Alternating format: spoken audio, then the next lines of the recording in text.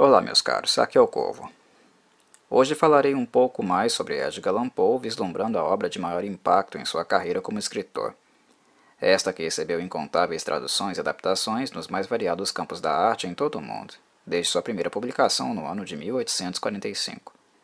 Falo, é claro, do poema The Raven, O Corvo. Colocando-me como brasileiro, na perspectiva de alguém nascido e criado neste país tropical, me sinto confortável para dizer que este poema foi e continua sendo o cartão de visitas de Poe para o nosso povo. Como nenhum outro texto, ele recebeu a atenção de renomados literários do nosso país, que tiveram pela obra um amor profundo, notório.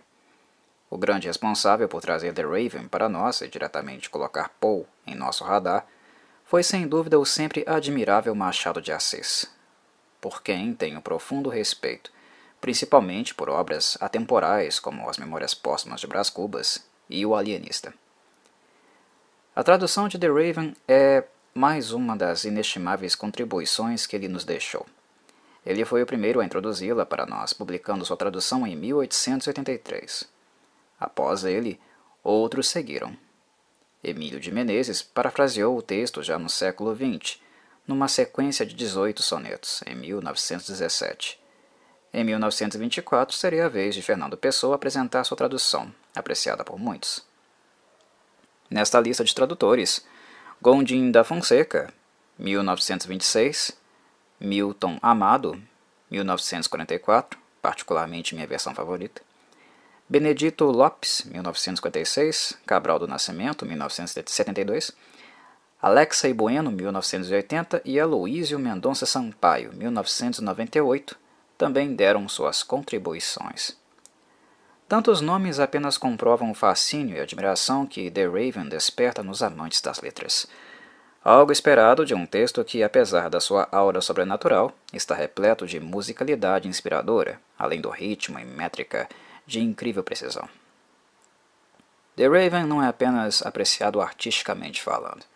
Ele também é fonte de estudo, material bibliográfico que serve de conteúdo didático em aulas técnicas e estéticas. The Raven é um texto que, além de edificar de vez o estilo gótico que caracteriza Poe, explicita toda a melancolia enraizada em seus textos também. E avalio que, para compreender um pouco mais claramente onde a sua mente e coração se situavam quando ele escreveu o poema, talvez seja necessário recordar os altos e baixos que ele estava vivenciando até o momento onde finalmente conseguiu publicá-lo. Importante dizer que a data precisa de quando Poe o escreveu é desconhecida. Não se sabe, para ser franco. O que temos é a data da publicação, 29 de janeiro de 1845, no New York Evening Mirror. É sabido que o texto foi rejeitado previamente em mais de uma ocasião. O período, principalmente os últimos 5 anos prévios à publicação, são um pouco elucidativos sobre o que acabou vazando neste poema, embora Poe tenha defendido no seu ensaio A Filosofia da Composição, de 1846, que sua abordagem com o texto foi exclusivamente lógica e metódica. No entanto, creio que seja claro para o ouvinte que, por mais que usemos lógica e técnica, o caráter de um texto literário nunca deixa de ser emocional na sua essência. Isto fica bastante evidente quando nos damos conta da emotividade presente no poema. O aspecto humano, qualitativo de nossa natureza, jamais nos abandona mesmo quando estamos buscando por alguma exatidão em nossa escrita. Perder nossa identidade e reprimir totalmente as emoções durante a escrita não é algo que pertence a um mundo factível. Em termos conceituais, Poe se inspirou em Charles Dickens para criar seu próprio corvo falante, e foi Elizabeth Barrett quem elucidou e inspirou a forma da composição, principalmente em termos de ritmo e métrica. Mas fora isso, imagino que o que descobrimos lendo The Raven são fragmentos biográficos de uma vida que está em desgraça, prestes a mergulhar nela ainda mais profundamente. Para justificar isso, relembremos alguns fatos históricos da breve vida de Poe naquele momento. Bem, é sabido que sua vida desregrada e indisciplinada o levou praticamente à ruína. Poe foi rejeitado tanto em instituição acadêmica, mais precisamente na Universidade de Virgínia, quanto na militar, no caso a Academia Militar de West Point.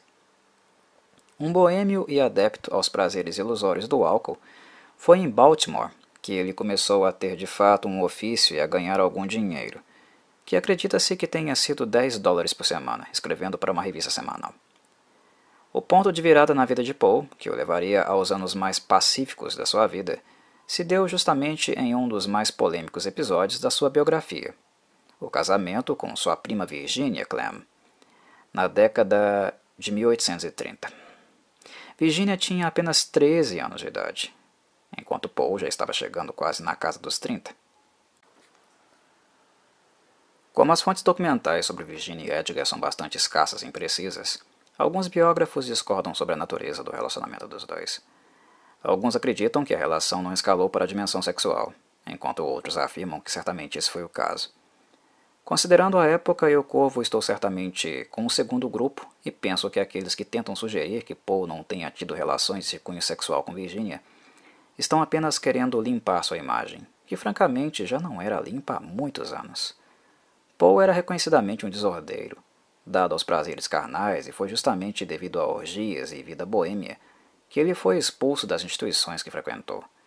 Não me surpreende em nada ele se envolver com uma pré-adolescente, pois o histórico de vida dele apontava para isso. Não enganarei você, meu ouvinte. Vários dos escritores clássicos possuem episódios bizarros e moralmente condenáveis em suas biografias, e Poe não foi exceção. E não serei eu que tentarei tapar o sol com a peneira. Dito isso, registrado ficou que o casamento com Virginia fez bem a Poe, mentalmente falando.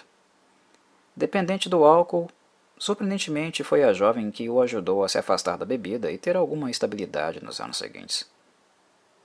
Pelo que consta, Virginia tinha uma influência muito grande em seu comportamento. Os últimos anos da década de 1830 foram, nesse aspecto, os mais saudáveis física e mentalmente para ele. Isso até Virginia contrair a tuberculose em 1842. A partir daí, foi queda livre. Virginia morreria em 1847, com apenas 24 anos de idade, depois de 5 anos de definhamento. E este período foi justamente aquele onde se acredita que o poema The Raven germinou.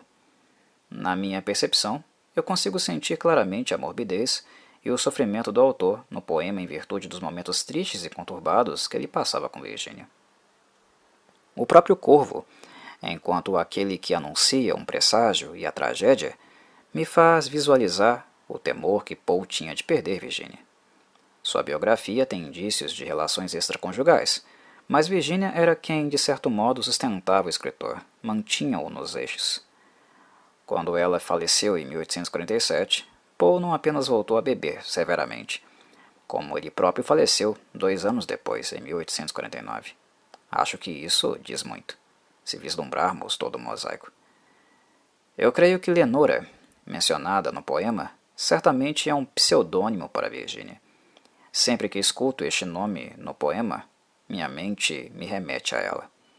A pobre mulher do poeta, a sua benfeitora, a mulher que lhe trouxe momentos de luz e que estava morrendo. The Raven é muito biográfico, mesmo que o autor, como mencionei, se referisse a ele como algo técnico e lógico.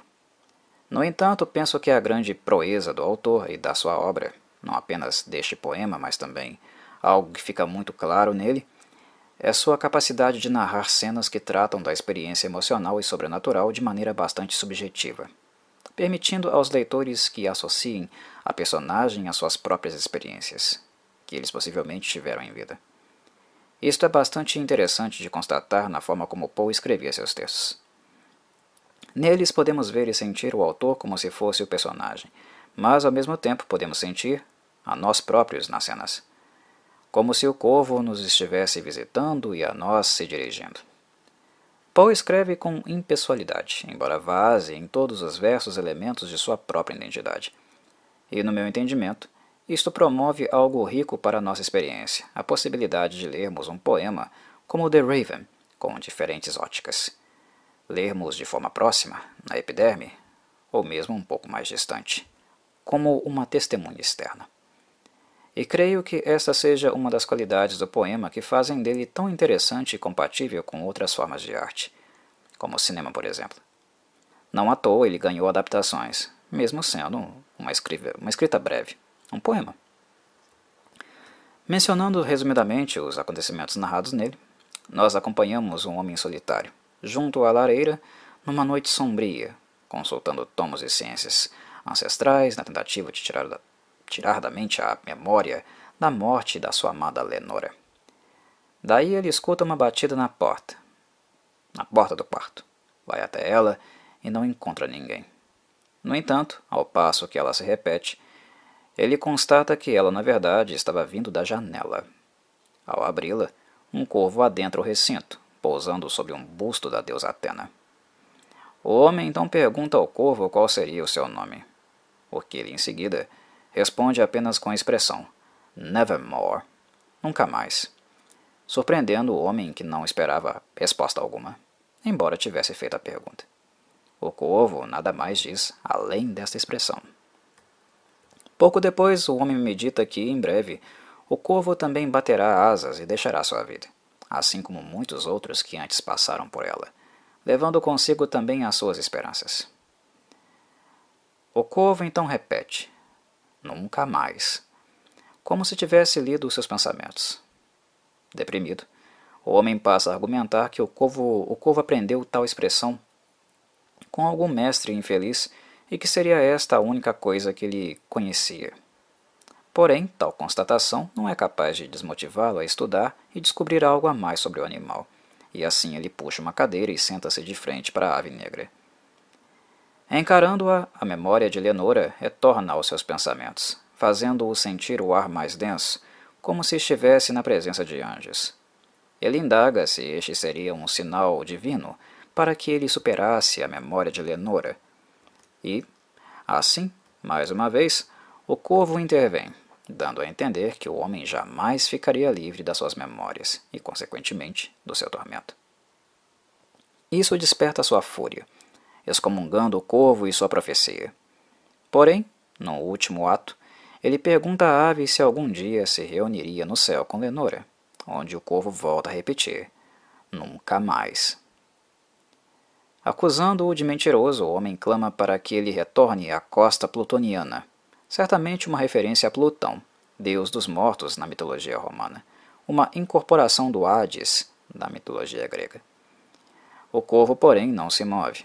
Ele continua repousando sobre o busto de Atena, onde, então, o homem passa a admitir que sua alma estará, daqui em diante, presa sobre a sombra do corvo, e nunca mais se erguerá. E assim, o poema termina. No ensaio A Filosofia da Composição, Poe deixou muito claro que escolher o corvo como símbolo para o poema não foi algo aleatório.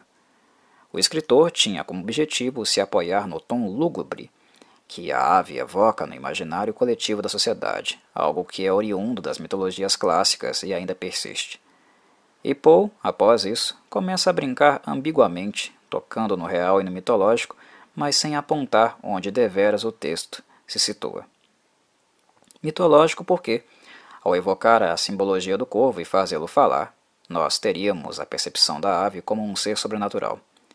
No entanto, e ao mesmo tempo, é válido lembrar que o autor faz a ave mencionar apenas um termo, nevermore, algo que não é incomum no reino animal, principalmente quando falamos de aves e a capacidade delas de aprender a emitir sons. Neste sentido, o poema adentra o mundo racional e o sobrenatural ao mesmo tempo. É possível lê-lo e interpretá-lo de ambas as maneiras. De certo modo, creio que aquilo que realmente fala mais alto, que é algo mais categórico, é o fato do corvo ser uma alegoria da morte. Independente da maneira que o interpretamos, seu tom profético indica a finitude, reafirma a todo tempo a perda, o sentimento do luto, a impossibilidade de reencontro com a amada e as fatalidades da vida.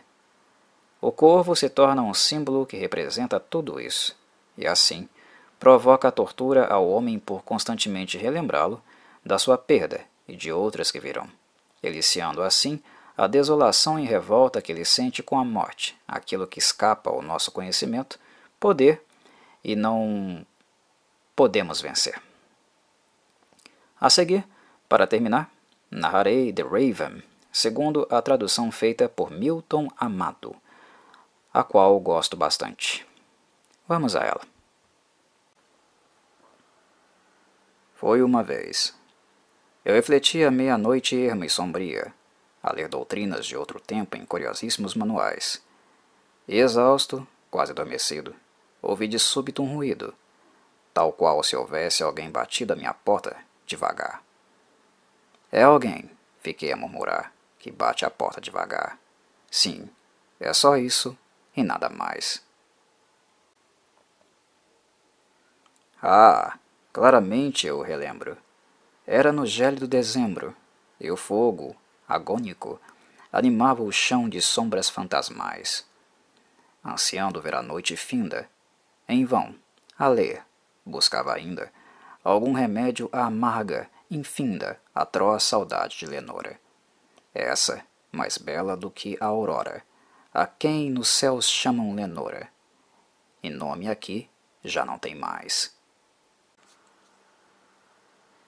A seda rubra da cortina arfava em lúgubre sordina, arrepiando-me e evocando ignotos medos sepulcrais. De susto em pávida arritmia, o coração veloz batia, e a sossegá-la repetia. É um visitante e pede abrigo. Chegando tarde, algum amigo está a bater e pede abrigo. É apenas isso, e nada mais. Ergui-me após, e calma, enfim, sem hesitar, falei assim. Perdoai, senhora, ou meu senhor, se há muito aí fora me esperais. Mas é que estava adormecido e foi tão débil o batido, que eu mal podia ter ouvido alguém chamar à minha porta, assim de leve, em hora morta. Escancarei então a porta, escuridão, e nada mais. Sondei a noite erma e tranquila. Olhei-a a fundo, a perquiri-la, sonhando sonhos que ninguém ousou sonhar iguais. Estarrecido de ânsia e medo, ante o negror imoto e quedo, só o nome ouvi, quase em segredo eu dizia. E foi, Lenora. E o eco, em voz evocadora, o repetiu também, Lenora. Depois, silêncio e nada mais. Com a alma em febre, eu novamente entrei no quarto, e de repente, mais forte, o ruído recomeça e repercute nos vitrais. É na janela, penso então. Por que agitar-me de aflição? Conserva a calma, coração. É na janela, onde agourento o vento sopra. É só do vento esse rumor surdo e agourento. É o vento, só, e nada mais. Abro a janela e eis que, em tumulto, a esvoaçar penetra um vulto. É um corvo hierático e soberbo, egresso de eras ancestrais. Como um fidalgo passa, augusto, e sem notar sequer meu susto, adeja e pousa sobre o busto, uma escultura de Minerva, bem sobre a porta, e se conserva ali, no busto de Minerva, empoleirado e nada mais. Ao ver da ave austera e escura a soleníssima figura, desperta em mim um leve riso, a distrair-me de meus ais. Sem crista embora, ó corvo antigo e singular, então lhe digo, não tens pavor, fala comigo, alma da noite, espectro torvo. Qual é teu nome, ó nobre corvo? O nome teu no inferno torvo? E o corvo disse, nunca mais. Maravilhou-me que falasse uma ave rude dessa classe, misteriosa esfinge negra, a retorquir-me em termos tais, pois nunca soube de vivente algum, outrora ou no presente, que igual surpresa experimente, a de encontrar, em sua porta, uma ave ou fera, pouco importa, empoleirada em sua porta, e que se chame nunca mais. Diversa coisa não dizia, ali pousada, a ave sombria, com a alma inteira a se espelhar naquelas sílabas fatais. Murmuro, então, vendo-a serena e sem mover uma só pena, enquanto a mágoa me envenena. Amigos, sempre vão-se embora, como a esperança, ao vir a aurora. Ele também há de ir-se embora. E disse o corvo: nunca mais. Varo o silêncio, com tal nexo, essa resposta que perplexo, julgo. É só isso que ele diz?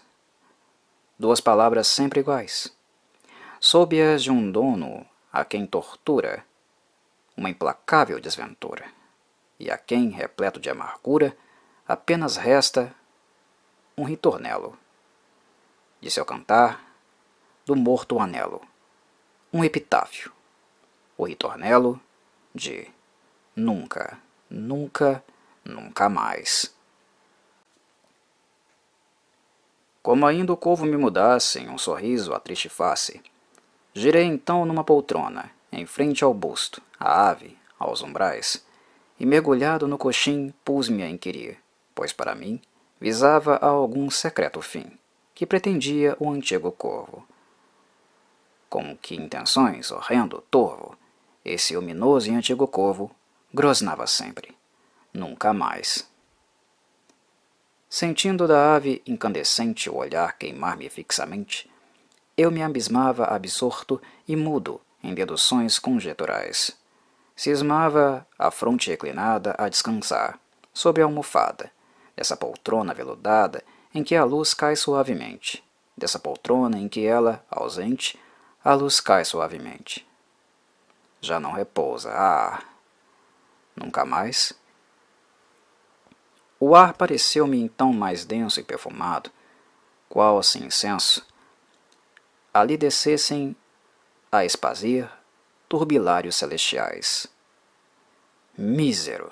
Exclamo. Enfim teu Deus te dá, mandando os anjos seus. Esquecimento, lá dos céus, para a saudade de Lenora. Soube-o, nepentes.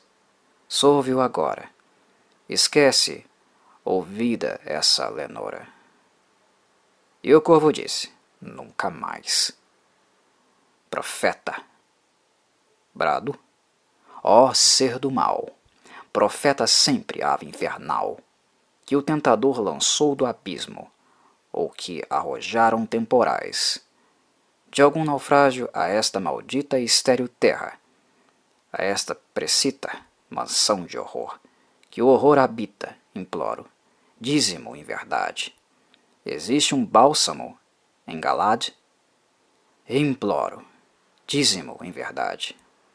E o corvo disse: nunca mais.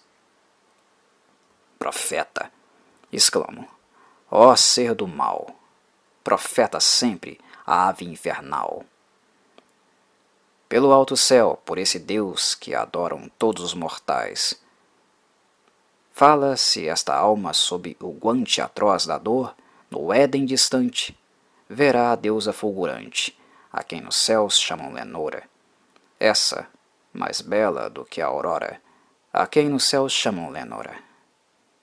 E o corvo disse: nunca mais. Seja isso a nossa despedida. Ergo-me e grito, a alma incendida. Volta de novo a tempestade aos negros antros infernais. Nem leve pluma de ti reste aqui, que tal mentira ateste. Deixa-me só neste ermo agreste. Alça teu vôo dessa porta. Retira a garra que me corta o peito e vai-te dessa porta. E o corvo disse: nunca mais. E lá ficou, hirto sombrio, ainda hoje o vejo, horas a fio, sobre o alvo busto de Minerva, inerte sempre em meus umbrais. No seu olhar medonho e enorme o anjo do mal, em sonhos, dorme, e a luz da lâmpada disforme atira ao chão a sua sombra. Nela que ondula sobre a alfombra está a minha alma, e presa à sombra não há de erguer-se, ai, nunca mais.